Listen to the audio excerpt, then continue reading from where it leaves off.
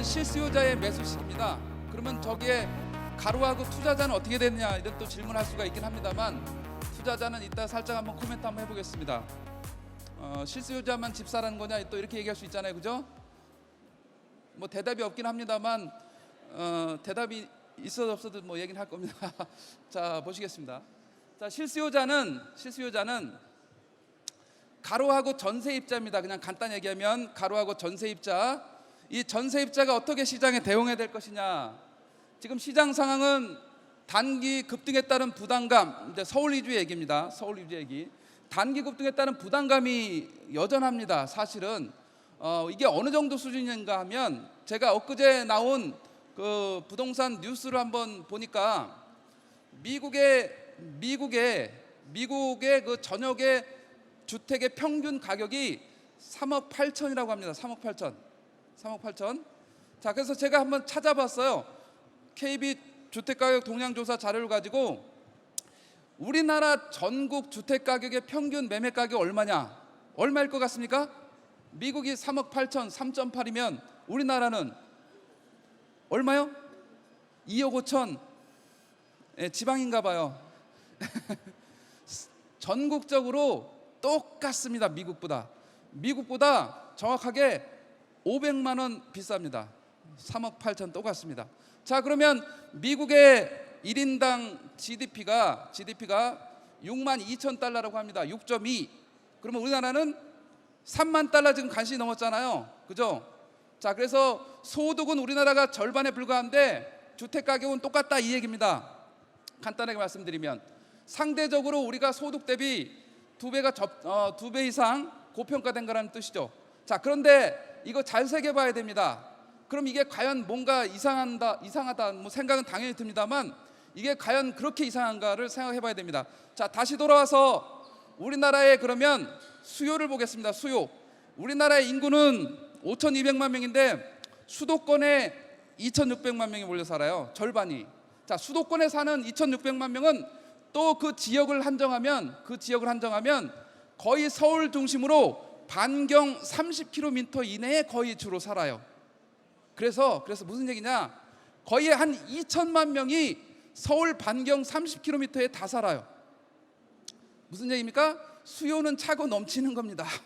수요는 차고 넘쳐서 이 서울 주변의 서울 앤드 이 경기도 주변의 주택은 앞으로도 10년, 20년 가격이 떨어질 가능성은 거의 없습니다. 거의 크지 않아요. 자, 거의 크지 않아서 다시 앞으로 우리가 뒤에 다시 얘기하겠습니다만, 우리나라의 주택 가격은 단기적으로 급등한 데 따른 부담감이 있는 것은 여전한데 그 자체만 객관적인 금액만 놓고 볼 게 아니다. 그래서 여러 가지 변수를 조합해서 보면 여전히 관심을 우리가 이 시장에 대해서 가지고 있어야 된다는 말씀을 다시 한번 드리고자 합니다. 단기 급등에 따른 부담감이 있지만 여전히 시장을 주시해야 되고, 하반기 시장에서도 서울은 이제 제가 전망을 해놓은 게, 연초에 전망을 해놓은 게 강보합세예요. 그걸 그대로 유지합니다. 그래서 강보합세로 갈 것으로 예상이 된다라는 겁니다. 자, 매입 시기 다시 한번 이제 말씀드리겠습니다. 이 시기는 조정이 될 경우 매입하라라는 신호인데, 솔직히 말씀드리면 조정은 이미 상반기에 됐어요. 조정은 이미 상반기에 돼서 추가적인 조정은 거의 기대하기 어렵다. 자, 지금 이후에는 조정이라는 의미는 뭐냐면 떨어지지는 않는다는 기반이 생겼다는 거로 생각을 하시면 될 것 같습니다. 지금 이후에는 가격이 떨어지지 않는 전제를 가지고 시장의 매수에 나서야 되는데, 매수 타이밍은 간단히 말씀드리면 지금 이 순간부터입니다. 지금 이 순간부터. 사실은 좀 정확하게 말씀드리면, 제가 2월 달에 3월 달에 강의할 때는 그때는 재건축 재개발 위주로는 지금 사야 된다라는 얘기를 분명히 했었고요. 지금 이 시점에서 7월 달에 얘기할 때는 실수요자 위주로는 올해 연말 안에 사는 것이 가장 적절한 대응이다라고 보여집니다. 내년 내후년으로 갈수록 매수 시기에 대한 것은 상당히 위협이 될 수 있는 여지가 있어요. 그건 앞에 이제 뒤에 가면서 좀 말씀을 드리도록 하겠습니다. 자, 그래서 실수요자는 자금 계획과 이런 대출 상환 능력을 좀 우리가 준비한 다음에 철저하게 실행해 나가야 되겠다. 자, 매수를 할 때 가장 먼저 또 고려해야 될 대상이 있습니다. 다름 아닌 시장 환경이 아주 우호적으로 우리 실수요자에게 다가오고 있다. 이게 분양시장입니다. 이미 아시는 바와 같이 분양가에 대한 심사 기준 강화 앤드 지금 분양가 상한제 논란 이런 것 때문에 부동산 시장에서 이제 물론 두 가지로 나뉩니다. 청약 가점이 높으신 분들, 이를테면 65점을 기준으로 청약 가점이 높으신 분들은 철저하게 지금 이 순간에 분양 시장에 매진해야 된다. 하반기 앤드 내년 상반기까지는 집중적으로 청약 시장에서 우리가 매입을 시도해야 된다고 보여집니다. 지금 청약 시장 자체가 당첨이 된다 그러면 기본적으로 5억에서 10억 정도 어지간한 지역은 분양 프리미엄을 가져갈 수 있는 여지가 커졌어요. 상당히 커졌습니다. 자, 그래서 청약 가점이 65점 기준으로 있는 분들은 8호제곱미터 이하, 34평 이하에 집중적으로 청약을 하되, 자 그러면 점수가 안 나온다, 20, 30점이다, 이럴 경우 어떻게 됩니까? 물론 자기의 자금 상황을 챙겨야 됩니다만 40평대에 주력을 하면 상당 부분 승부가 열릴 수 있어요. 자, 내지는 40평, 50평짜리에 청약 가점이 부족한 사람들은 철저하게 자금 상환 계획이 섰다 그러면 4, 50평에 집중을 하면 됩니다. 4, 50평에. 청약 시장에서 우리가 1순위로 반드시 고려해야 될 지역을 잠깐만 읊어드리면 이미 너무나 잘 알고 있는 반포주공 1단지, 신반포 3차 경남, 그죠? 신반포 4지구, 그 다음에 개포에 오시게 되면 개포 1단지, 4단지 있고, 잠실에 가시면 잠실 미성크로바 진주 아파트, 그 다음에 우리나라 단일 단지로 최대 단지로 등극하는 둔촌주공 아파트가 있습니다. 자, 둔촌주공 아파트는 9월 달에 분양을 할 예정이었으나 조금 더 미뤄질 확률이 높죠. 어찌됐건 연말 안에는 할 걸로 예상이 되는데 평당 2,600만 원, 평당 2,600만 원으로 지금 예고되고 있다, 이런 얘기죠. 만약에 2,600이 하게 되면 시세는 얼마 정도 하겠습니까? 기본적으로 거기서 최소 플러스 1,000만 원이에요. 최소 플러스 1,000만 원. 1,000만 원이 아니라 이제 좀 더 갈 수도 있긴 하지만 최소로 말씀드린 거예요. 자, 그렇게 되면 34평 기준으로 당첨이 된다 그러면 기본적으로 한 4억 정도는 그 자리에서 플러스 알파가 된다, 이런 얘기가 됩니다.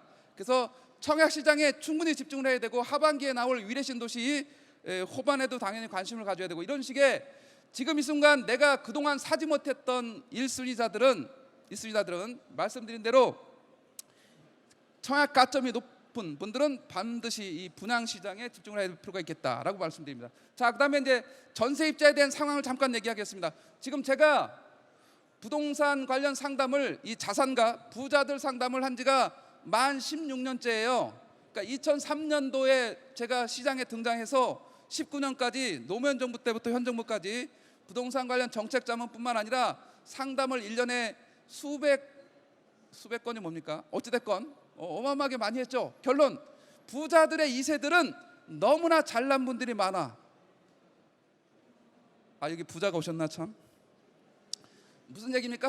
상담을 하다가 부자들의 2세들, 우리 아들 아파트를 사줘야 된다라고 해서 상담을 하게 되면 그분들의 2세들은 대부분 다 집값이 떨어진다고 얘기를 해요. 대부분 다 떨어진대. 의사가 됐던 변호사가 됐던, 그다음에 제일 극렬하게 아니라고 하는 사람은 저 회계사 쪽이에요. 회계사 쪽. 뭔가 확신이 있는 것 같아. 일본을 따라가야 된대, 우리나라가. 이러면서 가격이 떨어질 거라고.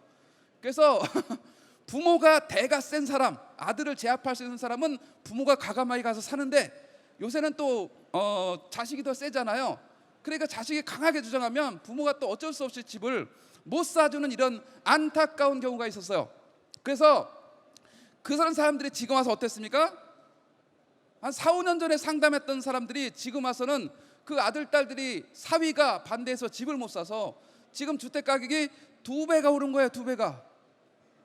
그랬더니만 이제 그 사위가 와서 지금 와서 한다는 얘기가, 그 부인 보고 아버지가 막 사라고 했는데 부인 보고 한다는 얘기가 뭡니까? 나한테 얘기하지 말고 자기가 알아서 좀 미리 가서 사지, 왜 자기는 그렇게 움직이지 않냐. 너무나 안타까운 상황입니다. 자, 뭡니까? 전세에 사는 것이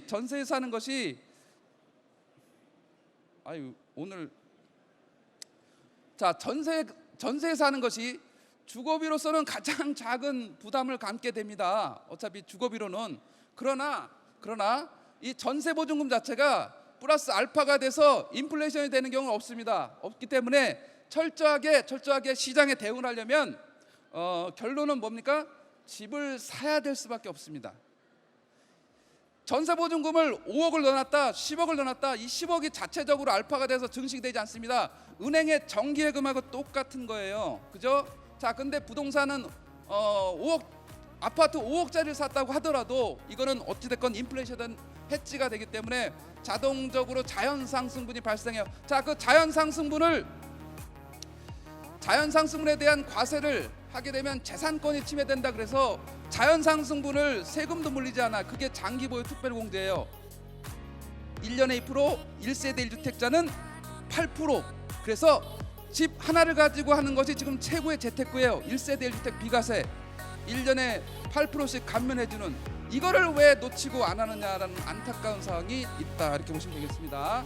그래서 자, 그다음에 이제 요 뜻은 뭐냐면 뒤에 얘기하겠습니다만 전세 시장은 지금부터 정확하게 플러스 2년 후에는 다시 한번 전세 가격이 급등할 우려가 있어요.